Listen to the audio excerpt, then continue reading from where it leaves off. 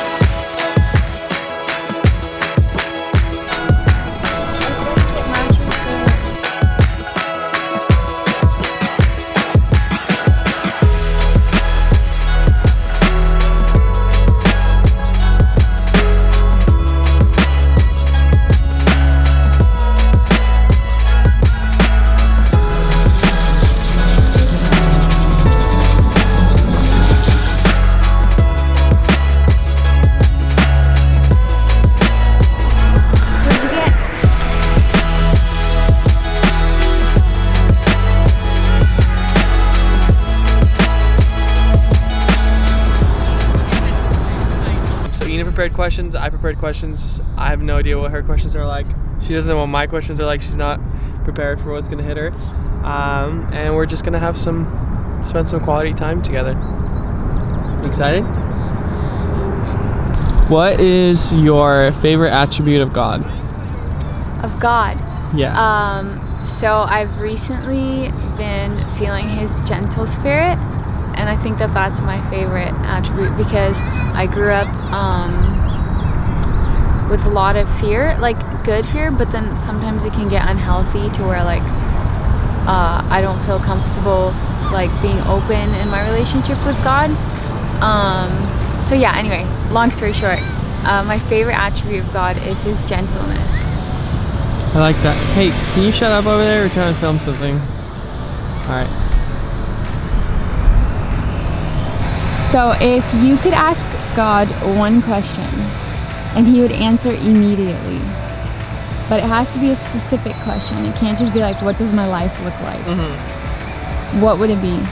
Ooh, I feel like for me the most frustrating thing, and I'll also learn the beauty of it, is that God doesn't tell us exactly what purpose he made us for, but the Bible does have some hints of like how he knew what he was doing for you, or he was preparing you in the womb, and so I would be curious to be like, God, specifically, what is my life look like when it comes to career? I think that was the biggest thing, because like I don't feel passionate about one career. I have so many different things I'm passionate about. So it'd be like, God, what do I focus on? What would I be the best in, or what would I enjoy the most? And I know that's boring because it's like God tells me what to do, and he's a lot more loving and gentle and more free-spirited than that. But yeah, I'd want to know, like right now I'm trying to figure out career stuff and what to get my degree in and to keep going in education, so I'd want to know God's opinion. You have 30 seconds to tell us what the meaning of life is. The meaning of life? Talk louder. The meaning of life is oh my gosh, why? 20 seconds.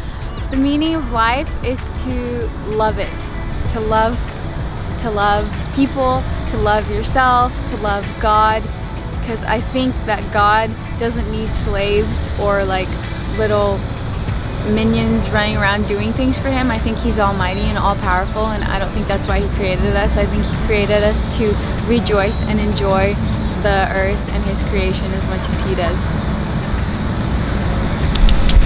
That reminded me a lot of love now, create, inspire.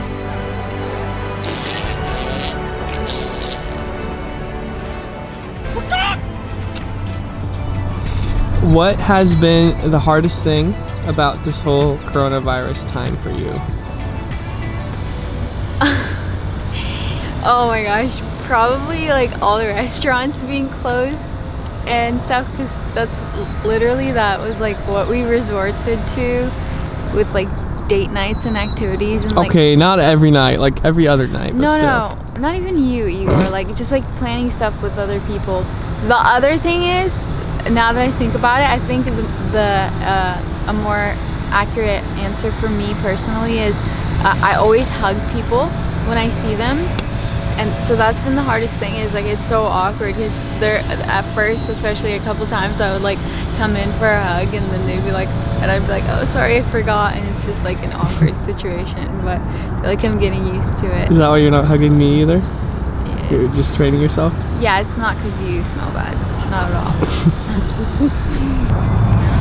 all. On camera, within the last year, so up until last April, give us your most embarrassing moment. Okay, so honestly, I feel like this year, the most embarrassing moment was at one point I was at work and I was actually charge nurse that day, and I got a text and it was like, the government is sending out the military and you have 2 hours to get to wherever you're gonna be stuck. Like you can't go anywhere, you can't do anything. Like I can work because I'm an essential worker, you know, no big deal.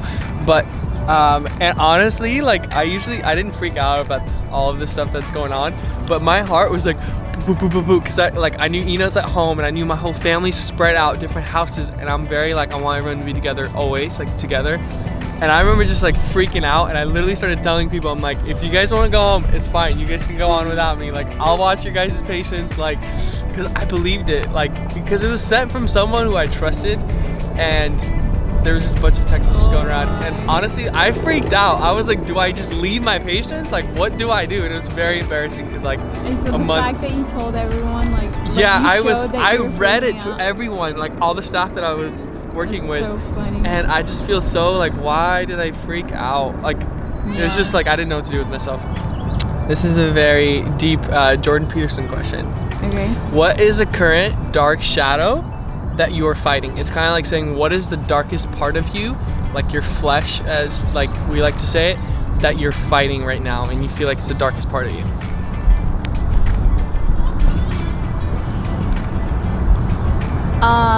I feel like recently learning that my Enneagram, why did I say that so weirdly? My Enneagram?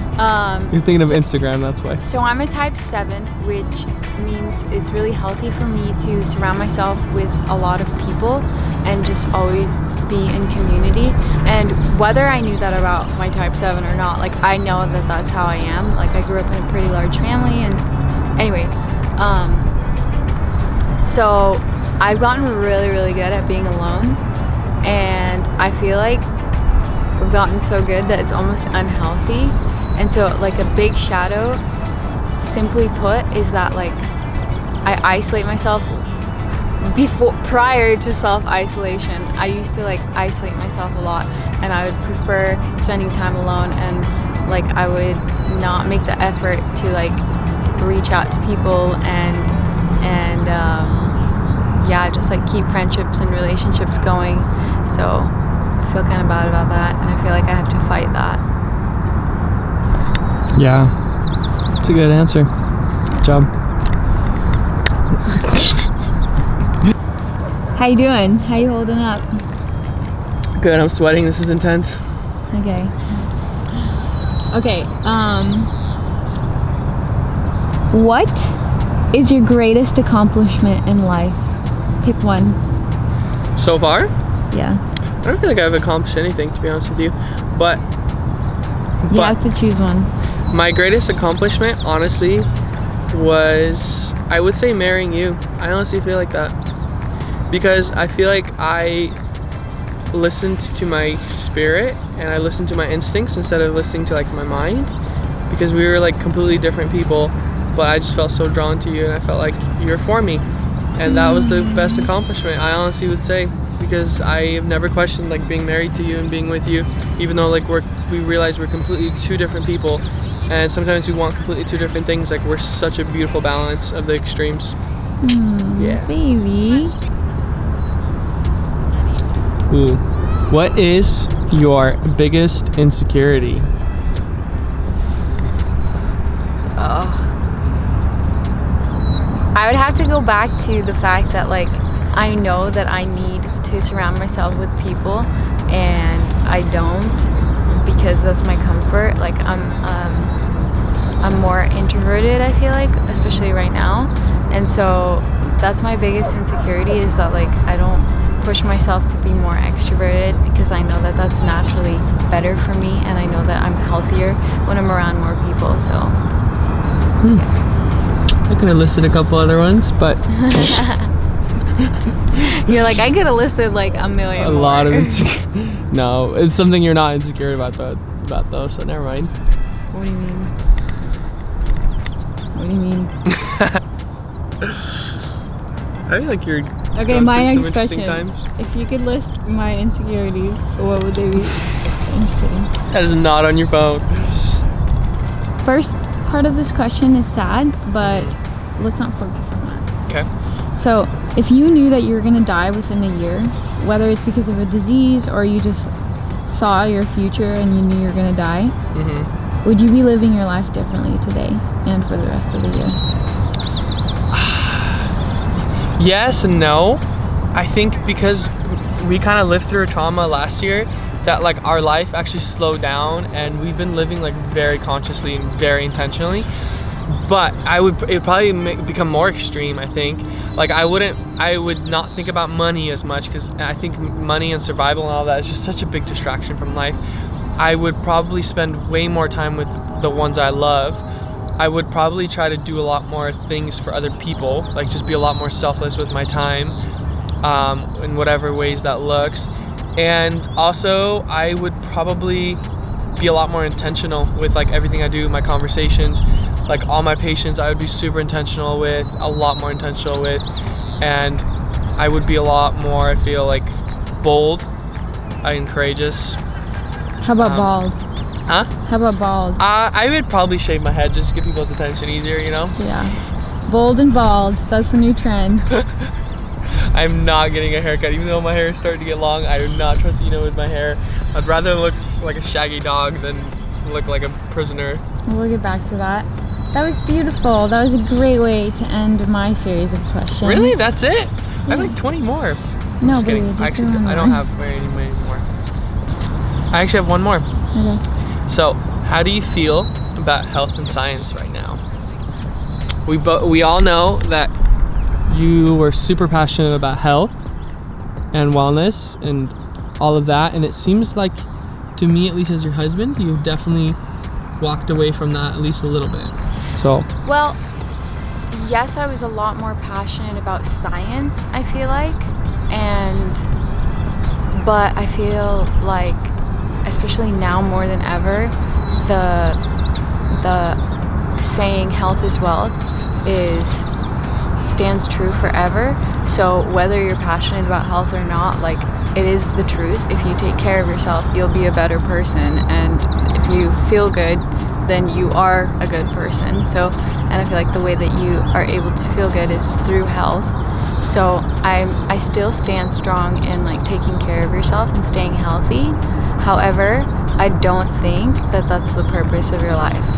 I think that life has a deeper meaning to it than that. than eating kale? Yeah, and it's a secret and I won't tell you. I'm just kidding. That was a good way. That was a good answer. Thank you. I like that. What is the meaning of life? I'm getting bored. Let's go.